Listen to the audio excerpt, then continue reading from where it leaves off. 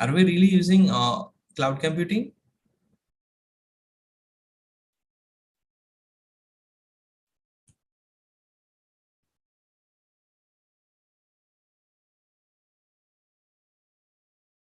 Yes, we have got some answers like yes. Where we are using any platforms which you are aware of that, like where the cloud computing actually we are interacting. You can put in the chat box.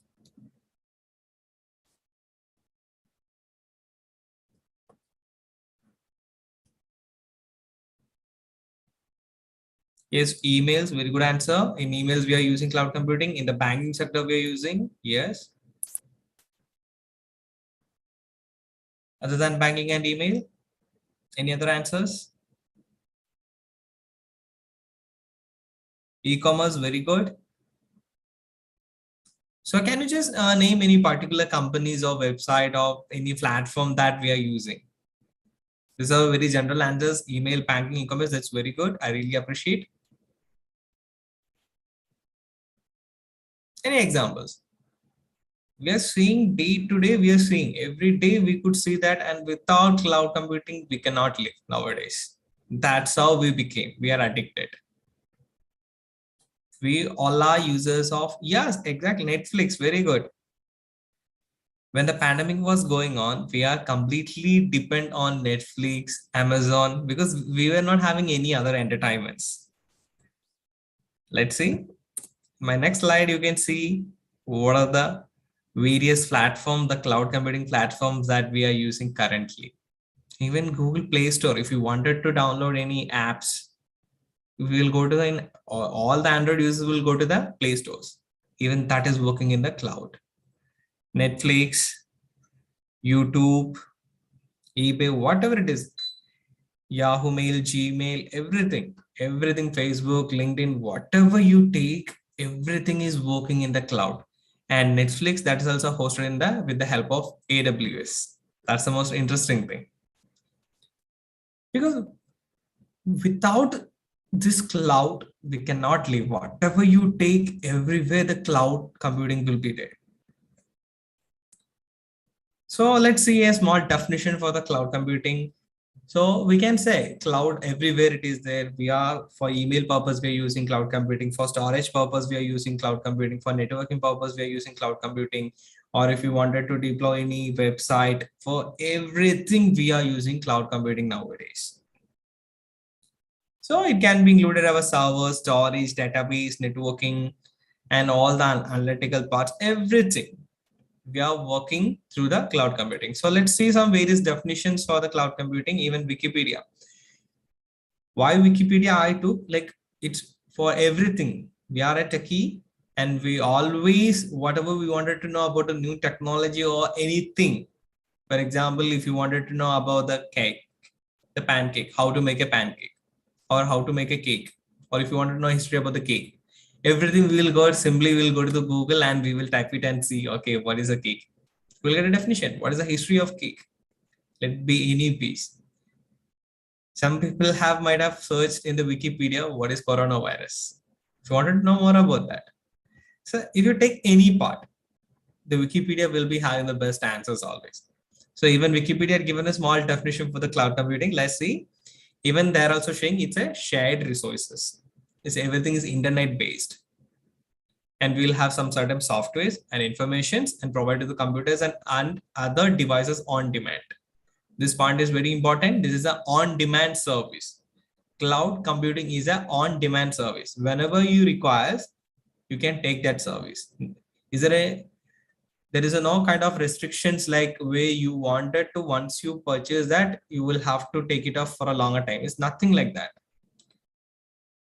What you can do the best thing, whenever you require, you can take that cloud computing service. For example, I wanted to create an instance, and because that for a testing purpose, for the virtualization purpose, testing purpose, I don't have a virtual machine to set up in my laptop. So what I can do, I can go to the AWS, I can request for the instance, what is the instance I want, Linux or Windows. I can choose whatever I like. Then I can install it. I can do the testing. Once I done the work, I can just literally delete that instance as well. Even that is possible. And only you need to pay for what you take. Only for that you have to pay. That's it. And this is also its scalable service. Like on demand, like for example, normally in my website, I'm getting only 100 or 200 traffic in a daily basis. In any other day, you are expecting more than 100 or 200. You need to scale it. You need to expand the traffics. So for a normal user, so if you're following, if you're hosted your server in a traditional system, it is very difficult for you. So what you can do, the best thing for you scalable, if you are in a cloud, you need to enter your requirements. They will quote you some price. For that, you can purchase it and you can use it. For a temporary purpose also, you can do it.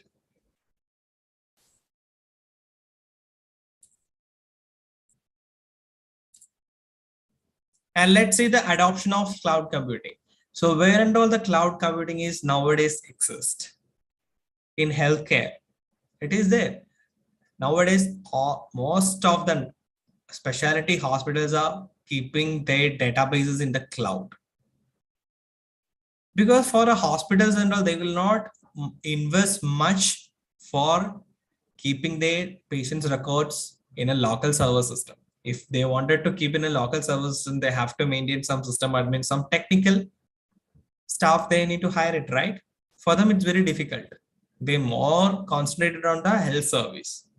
So they will think, okay, why we should like implement our own server in our like on premises, and why we should acquire more people for that.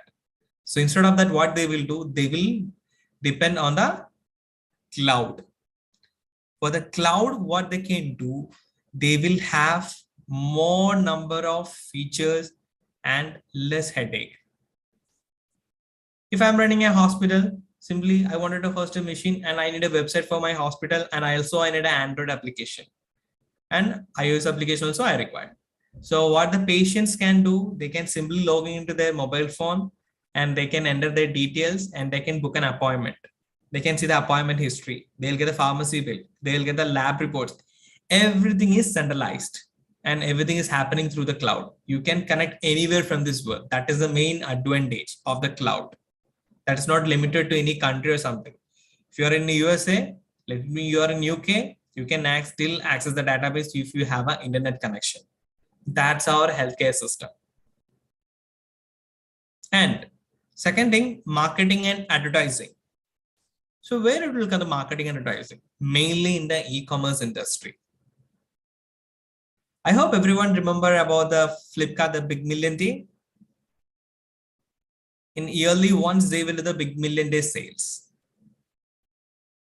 where you will get all the products for very lesser price, especially the mobile phones, electronic other gadgets, right?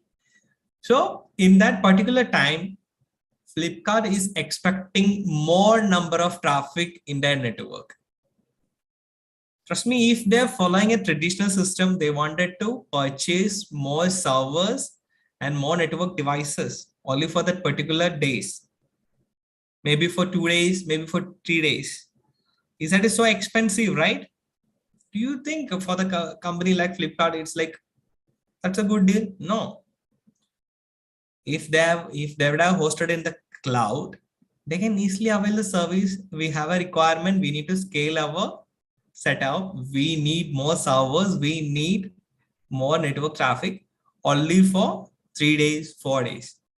And only for that, they will charge you some certain of amount and only you need to pay for that. So that is making more easier for them. And this everything is interconnected.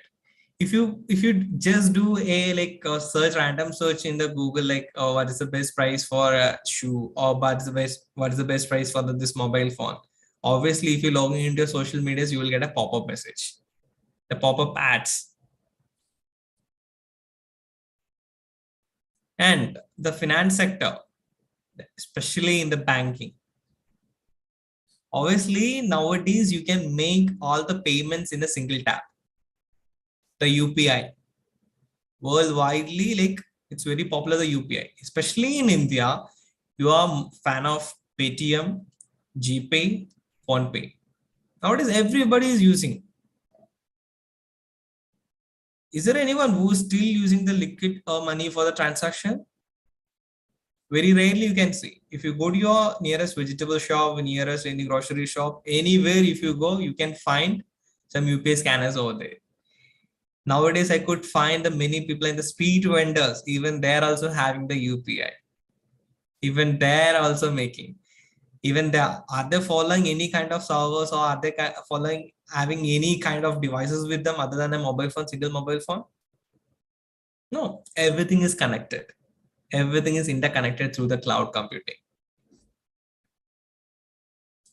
And education. When it is come to education, when the pandemic was going on, the students were so happy. Okay, we got a vacation, we don't have to go to college.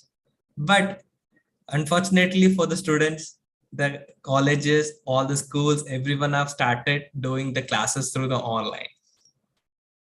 So I could say, like, in the when pandemic was going on, the IT sector, especially, they were evolving actually, growing more, investing more like online platforms. Still, many of them are working from home. They're doing their jobs from their home.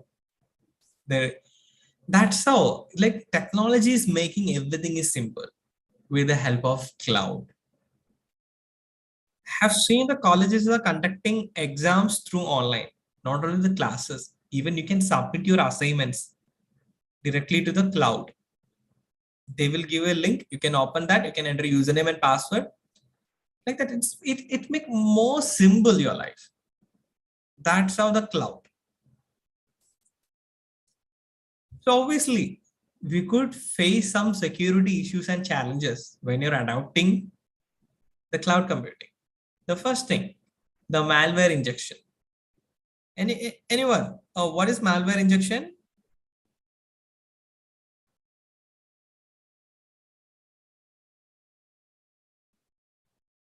What is malware injection? Any idea? What is it?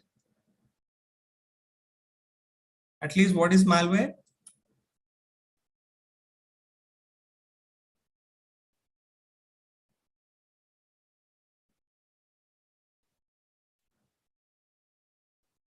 Simply, we could say malware is a malicious program which will harm your system. Even this is one of the biggest security issue of our cloud computing as well, because we don't know where is exactly our server is hosted. Will your cloud service provider will tell you that we have hosted in this so and so area and this is our system configuration. They will not never tell you where they have configured your servers and your data. So what the hackers will do, they will find out the loopholes of your servers, or they will find out the weak points of your systems or your websites. They will send in the malwares. They will do the malware injection attack. Once they do the malware injection attack, obviously they'll destroy your entire data. They can get access to your data in the server. So that you need to secure. At the end, I'll tell you how you can secure. And second thing, the denial of service attack. That is a DOS attack. It's very famous attack. What they will do that attackers, they will send you more number of traffic than usual. So obviously your server will be having a heavy load of traffic and it will not respond for the request, because the server will find difficulty to find out which is a real one and which is a fake one. There are a lot of tools where the attackers are using to do the DOS attack. So some people will think, sir, what is the use of making the DOS attack? What is the benefit of that? What's the benefit out of it? See, I'll give an example. Let us take a bank. A bank is facing a DOS attack, and you are a customer. You're acquiring a service from the bank. You wanted to make a payment to your friend. You will immediately log into your internet banking and you're just entering your details, and the screen is keep on rotating or buffering. The transaction is not happening. You waited for half an hour, 1 hour is not working. Next time, will you go and use the same bank, or will you recommend the same bank to any of your friends? No. What you will do the best thing? I will go to the next bank, which is who is giving a service very faster, because nowadays we are not ready to wait. We don't have the patience. We wanted to make things happen like within a fraction of seconds. If DOS attack is happening, the server will not respond. You cannot make the payment. That's happening nowadays. And third thing, employee errors. What do you mean by employee errors? See, because when you're implementing the cloud computing in your organization, that is not so easy task. You need to train your employees how to use that, since the servers are not at your premises. Handling the cloud, that is not so easy task. Many employees will make mistakes. So you need to train your employees. Is there any links that you're not supposed to open? You need to tell them, please do not open that. And as a human nature, we have a behavior like, if somebody told you, please don't go there, you will go. Somebody told, please do not open that link. Okay, let me see. I will open that and let me see what will happen there, or what is inside of it. We'll have that tendency that you need to stop it. Many employees will make mistake. If any of your company, they will direct the employees, please do not log in at this time. Definitely, you are people, you will log in. Or they will give you an instruction, please don't browse the social medias from your office systems. Still you will open your Facebook, you will open your Instagram.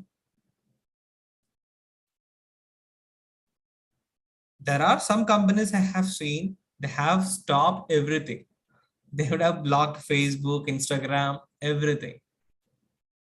And we are super ziddy. What we will do, we will go and literally we will open that without the help of admin. I know how to open that. Okay, let me try. Because I have learned this trick. Please don't do that.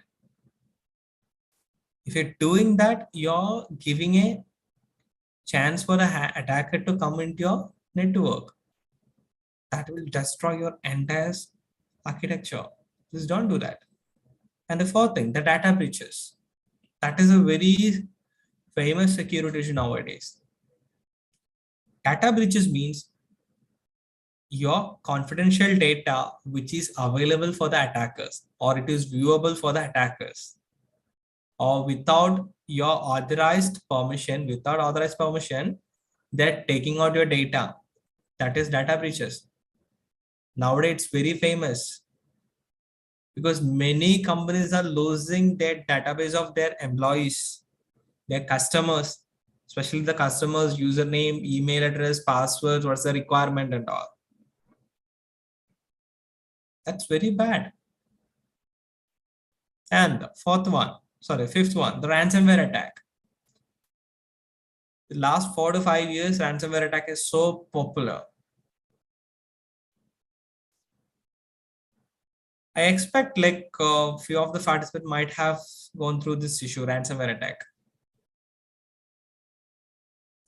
Ransomware attack is nothing but what after entering into your network, the attacker after entering into your network, they will encrypt your data. It can be a Word document, it can be your files, videos, anything. It can be any valuable information of yours. They will encrypt and they will ask you some money. If you wanted to decrypt this, please contact me. This is my email address and send me this money. They'll ask about like $1,000, $500. Depends on the attacker. They will ask you for the ransom, some ransom amount. How the ransom attack is getting, how we are like facing the ransomware attack.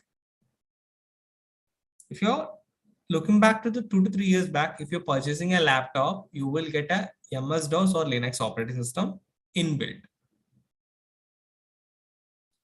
Or if you wanted to take a original OS of Microsoft while the time of purchasing a laptop or system, you need to pay some amount, like 2000, 3000 and extra.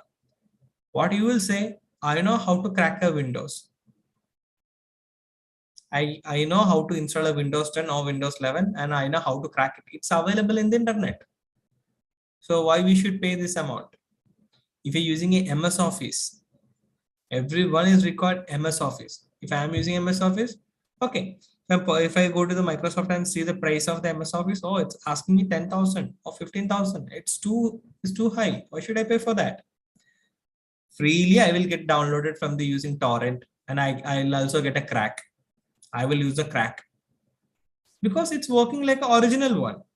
So why should I pay for that? You will take a shortcut and you will do the crack. While doing the crack, actually you are welcoming the hackers into your system. Your ports will be vulnerable. You're breaking your security mechanism, which is inbuilt on your systems. You're giving a path for the attackers. After cracking, if you connected your system with the internet, trust me, you're not at all secure. You're free to attack. Your system is free to attack. Even same issue is happening in the cloud computing as well. In the cloud. By mistake, what the people will do, there are a lot of services that you have to pay and take it on the cloud. Instead of that, what you will do? You will take a shortcut. Please don't do that. And insecure APIs. See, as I said earlier, we cannot directly interact with our servers where it's exactly hosted in the cloud. What the CSP, the cloud service provider, will do, they will give you a platform where you can interact. It can be customer UI or else the APIs where you can interact with your cloud services. That is not 100% secure. You should enable the multi-factor authentication and all to secure your APIs. There are a lot of vulnerabilities that are in APIs. That APIs, the insecure APIs will lead to a data breach or in it kind of any other kind of cyber attacks you have to face. So make sure that your APIs are really, really secure. And insider threats. I hope everyone is aware of the social engineering attack. It's very popular in the organizations. Social engineering attack or shoulder surfing. It's very famous in the corporate world. What they do, maybe your friends or your colleague, they will be very close to you. You wanted to send some data or you wanted to upload some data, and when you're not at your office, you will give your username and password for your colleague. Giving your username and password to others only, it's breaking your rules. That username and password your friend might have misused. Possibility. That's an insider threat. He might have deleted some confidential data from your account. Nowadays, we cannot trust. In case if you wanted to share your username and password only to the authorized person, you can share from the technical team or your manager. Only through that you can share. Without knowledge of your manager or the technical team, if you're sharing your username and password with your friends or any other colleagues, that is not at all good practice. They may misuse your data. They may misuse your privilege. They may take out your data. They may delete it. Even that is not at all a good habit. The insider threats. Let's say what is the other security risk that we will face in the cloud computing. See, when it is come to the security, they are giving 66%. The public cloud, what is the main issue is security. Security is the biggest part. That's 60% is security. That's the biggest challenge of any organization in this world.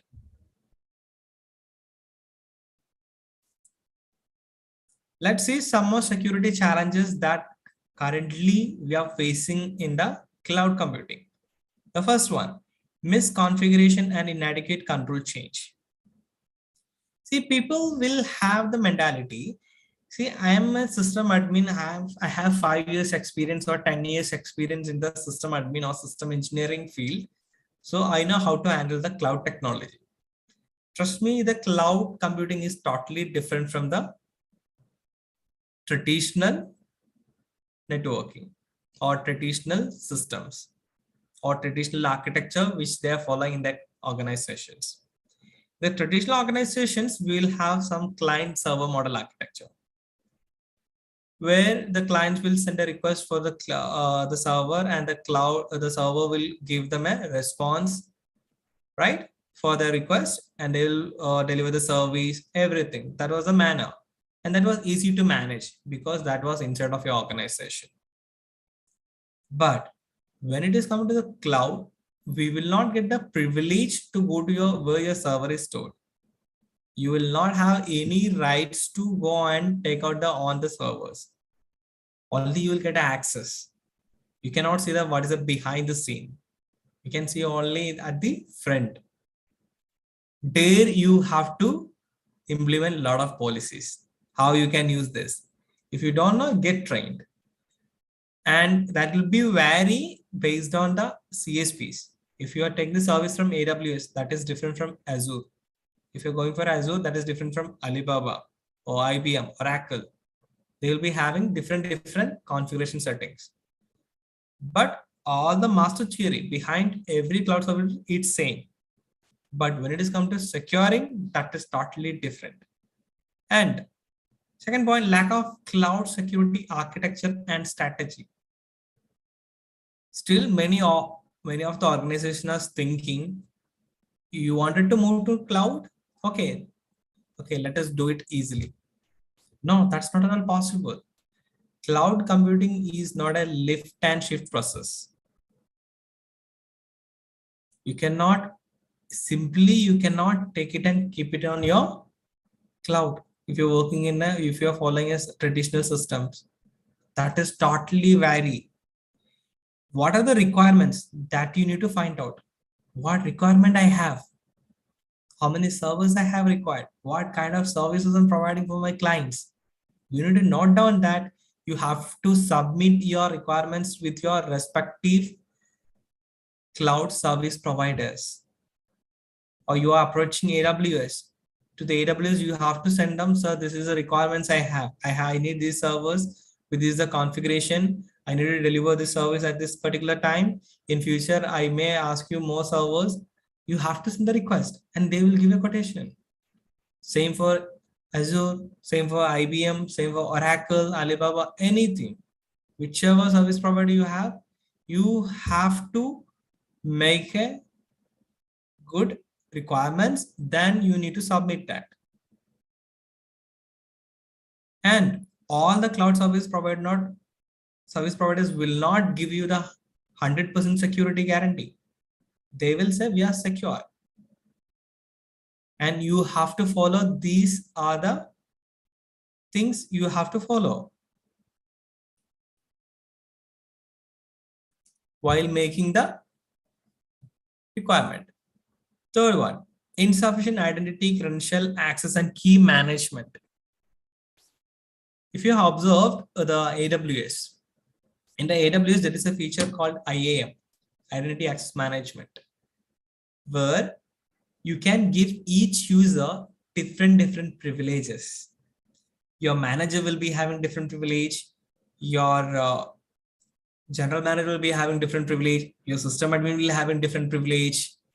So like that, you have to give the privileges for the each users. Many of them is not aware of that particular feature. What they will do, they will give simply access to their employees. Okay, this is your username and this is your password. You can do whatever you want over there. Please don't do that. Based on the employee levels or based on the what is the profile of that particular employee, based on that only you give the permission. For the system admin will be having different permission. For normal users will be having permissions. That's everything is different. So you need to give permissions based on their requirement. And also get a access permission. In each folder which you have stored on the cloud, you can get a permission. Only these users can access this folder. You can give it. That's easy. In Windows also we are doing it, right? We can enable the security feature on a shared folder. Only these ons or users can use this. Same way in cloud computing also, we can do that. Next point, account hijacking. What do you mean account hijacking? We have heard about the in movies and we have heard about the flight hijacking, right? So what is account hijacking? Anyone? Any guess what it will be, the account hijacking?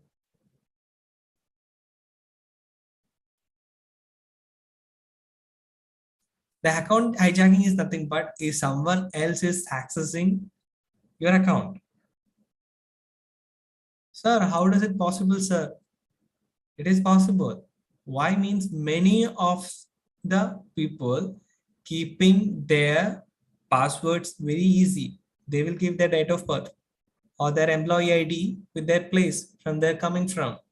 Because we are very lazy to keep our passwords strong. We're very lazy.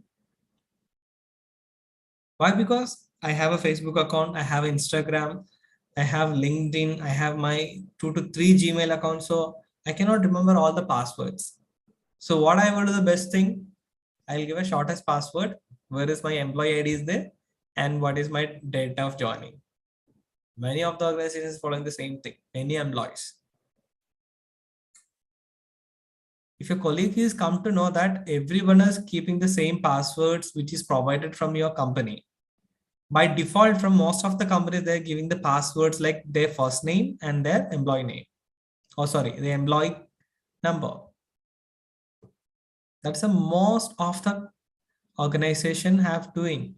And the employees will not change their username and password. So obviously your colleague also will come to know it, right? He can share with his friends. Or he can only misuse that. Even that is one of the biggest challenge in cloud computing. Next one, the weak control plane and meta structure and application structure failures and limited cloud usage visibility. These 3 points. See, as I said earlier, we cannot have the permission of accessing our cloud architecture directly. Where is hosted, how is hosted, who is connected, how it is connected, how the load balancing it happen. We'll not have any idea. We will get a one single user interface or they will give you one small interface where you can access only the front end. From the front end, there is a limitations. You cannot make secure what's happening in the background. Is that is possible? Not at all, because you will not have the permission of accessing at the backend. Everything you can do from the front end basis. The weak control plane means nowadays, if you open any of the cloud service providers, interface, you can do many things. You will have a lot of features at a single point of login. You will get it. That's not a good thing. Maybe you might not require all those services all the time. So if someone is getting your username and password, that is more easier for them to access the all unwanted services. And the most important thing, you have to trust your cloud service provider. Once I'm sending my data or once I'm storing my data in the cloud, I should believe that that is safe. I have to depend on my cloud service provider because I don't know how they're storing my data. I don't know where they're keeping my data. You have to trust.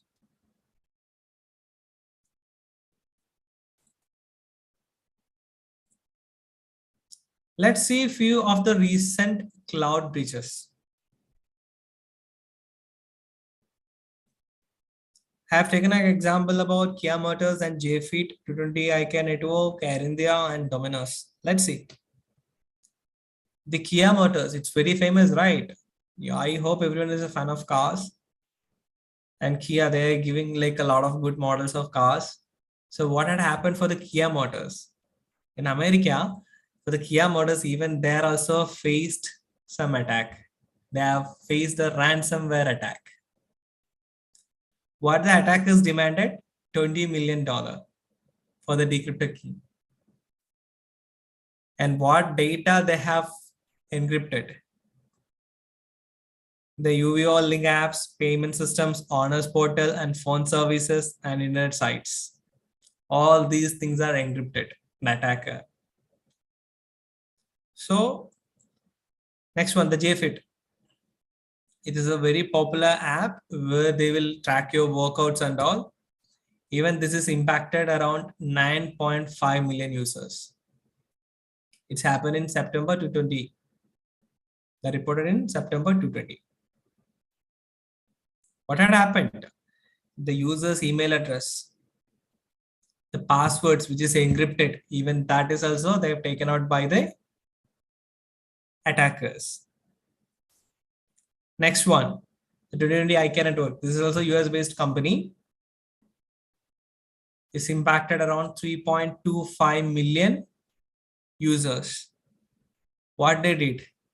Actually, the 220 IK Network, they actually hosted their systems in AWS. In AWS itself, there is something called S3 bucket feature where you will store your data and databases. The data have taken out from there, from the S3 bucket. That's completely deleted. That is not so good. And in 2021, 4.5 million passengers, their personal data was leaked from Air India. And in April 2021, from the Domino's, 1 million credit card records and 180 million Pizza Hut's preferences. We'll have preferences like pizza, I want a hot pan, like with a hot. We'll have a different varieties of taste. Everything needs leaked. And what they have asked, 10 Bitcoin, roughly around 535,000 or 4 crore for 13 TB of data. Look at that. And we need to secure our cloud architecture, right? Now we have gone through the various kind of security issues, the challenges, one of the recent breaches and all. So is it possible to secure your clouds? Yes, it's possible.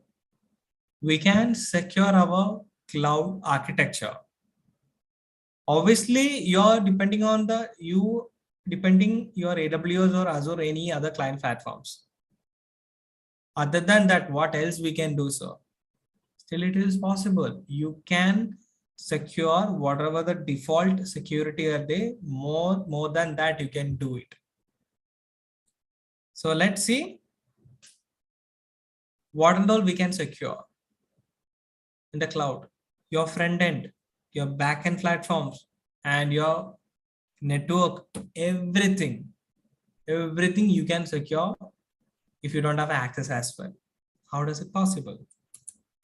Let's see. The first thing, you need to do the authentication and identity. Authentication and identity. What do you mean by that? I told about IAM feature which is available in the AWS. You should enable that. You are having a normal account, you are having a normal usage, you have a very limited usage, still you have to do a authentication and identity. There you can enable for this user have to log in at this time and he can have the access only for this time. And the MFA, multi-factor authentication. You can enable that MFA. Most of the cloud service providers are having this feature, MFA, multi-factor authentication. That is nothing but if I wanted to access my account, I need to get a OTP in my mobile phone. In Gmails, I have seen many of the users have enabled this feature. If you want to access your Gmail from any computer, you will get a OTP to your mobile or a verification code to your mobile. If you press yes, then only it will go to the Gmail console. Same way, the cloud, please enable your multi-factor authentication. Second thing, access control techniques. That's what I said, IAM. So based on the privileges, you give the access. And encryption techniques. We all know that while we storing our data in the cloud, it is secure. If you're uploading your data into Google Drive, it's secure. Why can't you encrypt your data and store it? That will not give you any visibility for your CSPs. Your cloud service providers only will getting your encrypted data. Before you're storing any data on the cloud, please do encryption, then store it. That will give you more security. Whatever communication happening through your cloud, enable the encryption feature. If you're transferring your data one side to another side, please do the encryption. And finally, the secure deletion techniques. How you can delete it. I have stored a data in S3 bucket. So who can delete that? You need to get the permission. Please don't allow anyone to delete that. For example, if you're working on a project, all the team members give a permission to only to store and view. And give the permission of deletion only for the team lead. Only the team lead can delete it. Like that you can do it. So this is how you have to secure a cloud infrastructure. You have to create some strong password policies. How to prevent this dictionary attack or something, if you ask me, I can say you have to implement the password policy. The password policy must contain what type of password you're using. For example, you can give a complexity password. The complexity password contains uppercase letter, lowercase letter, numbers, and special characters. And you can also keep a length. Minimum there should be 8 characters or 10 characters. This can be your one policy. Second thing,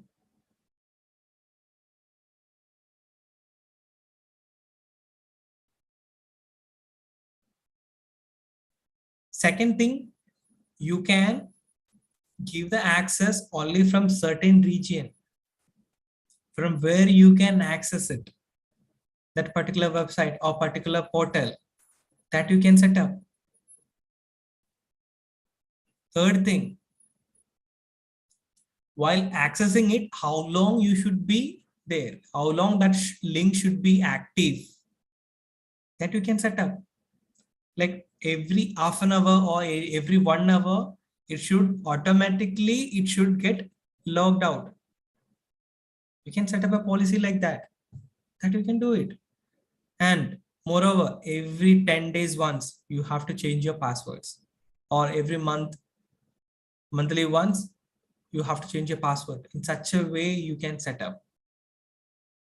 There are n number of technologies and techniques that you have to follow. You have to implement some good web-based firewalls. There are a lot of web-based firewalls providing by IBM, Oracle. Many companies are providing a lot of firewalls. So choose the best one and implement it. You have to enable that for your cloud as well. Don't say that's a cloud only providing us some firewalls. Why should we do that? That is their lookout, right? Why should we depend on other third party? Go for third party. That's my recommend. How you can secure? You have to more way. You have to secure. If you follow all the security mechanisms, trust me, you can say cloud is secure.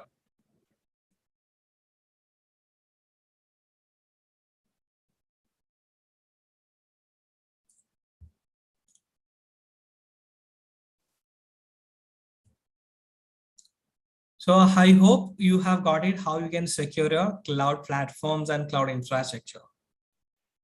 Okay, so for any questions, and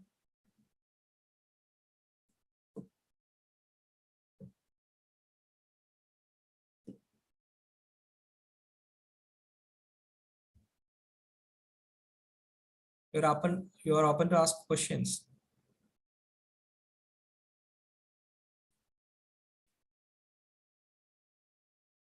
The chat box is open. You can type the questions over there. I can answer it.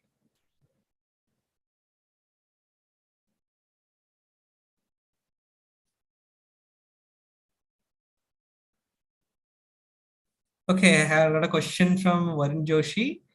How do I get to know if my data is breached? It's very simple. See what kind of organization you're in. For example, I'm more into banking. There are some websites where they will give you information about the latest breaches. Or I have seen the people are doing the tweet. The attackers themselves, they're tweeting it. We have this company's data, or this company's data is breached. And your personal data, you can check. You can check through the Google. Many kind of informations. If you're running a advertisement company, even your data will be available. That will simply, they'll post it. The attackers in themselves, they will send you some messages. We have your data. They will show you some proof as well.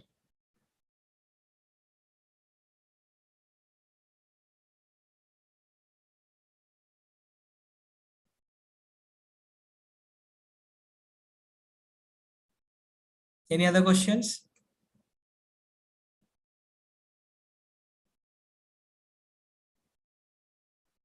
And also there is a one more website, have I been pawned? You can check over there. You can simply check your email address over there. You can try it. Have I been pawned? There's a website.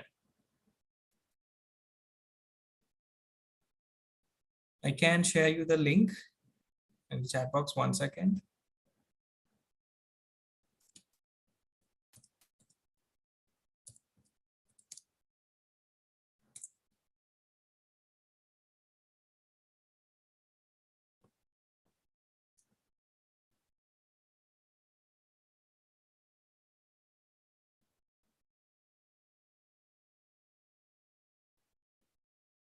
You can see this. Have I been pawned? If you check here, if you just enter your email ID, you will come to know who and all is having your email ID and passwords. You have to type your email address here. You will come to know. So this is a link I can share in the chat box. You can copy down from there. Here you will come to know what are the website is storing your email ID and whether it is breached or not. We'll come to know from there. Your passwords, everything. This is the one example where you can go and search and check.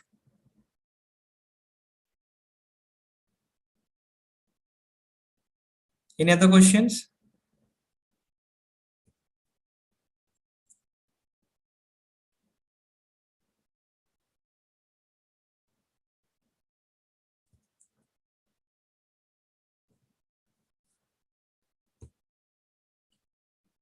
So there is one question, Professor Ajnas, it would be coming up. So it's a direct question have come to me. So, okay. He's asking, so being a non-IT graduate, I mean, he's a BCom graduate, wants to make their career in cyber security or cloud computing. How one can do that, or what the steps one should take? Oh, that's really great. It's a good question. And if you wanted to make your career in the cyber security, we were discussing about the cloud, right? The cloud security or cloud architecture and all. See, the cloud anyone can learn. If you have a BCom, if you have a BBA graduate, no issue, you can learn the cloud. But if you wanted to be an expert in the cloud and in the cyber security, you need to learn about what is network. You need to learn about network security. You need to learn about the operating systems. What are the various operating systems, how it is working, how the network devices are working. You need to know more about it. And later you will land up with the cloud. So when you're learning the network itself, that is very easy one. You don't need any kind of particular computer degree only. If you have a PUC, that is more than enough. If you're very much interested into the computer, that is enough for you to learn the networking. That is very easier one. Then you will go to the operating security, then you will land up with the cloud. There you will be learning about the cloud, how to use it. First, you will not never learn how you can secure your cloud. Before that, you will be learning how you can use and how you can configure the cloud.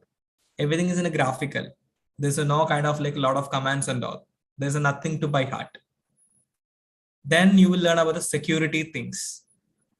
Once you learn the security things, you need to go to the second phase where you will see the various kind of threats and attacks which is happening in the cybersecurity.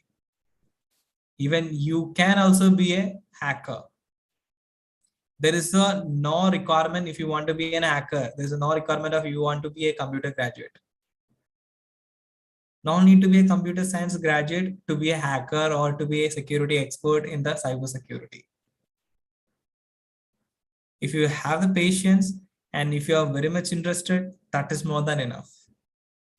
If you have time to invest for learning cybersecurity, that is more than enough.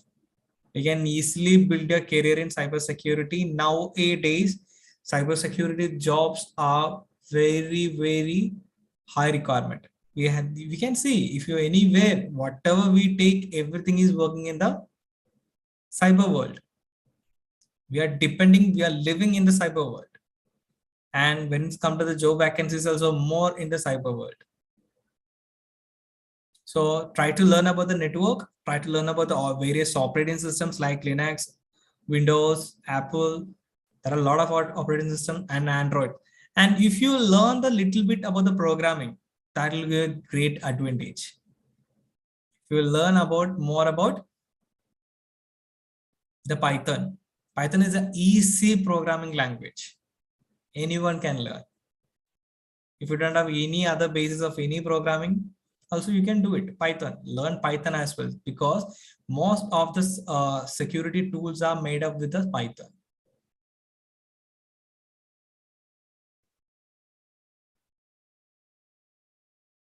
So I hope you got the answers. So any other questions? Or let us wind up the session.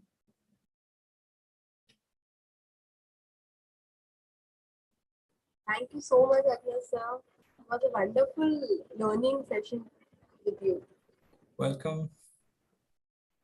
Guys, do we have any set of questions for you? Do you want to understand any subject live so far?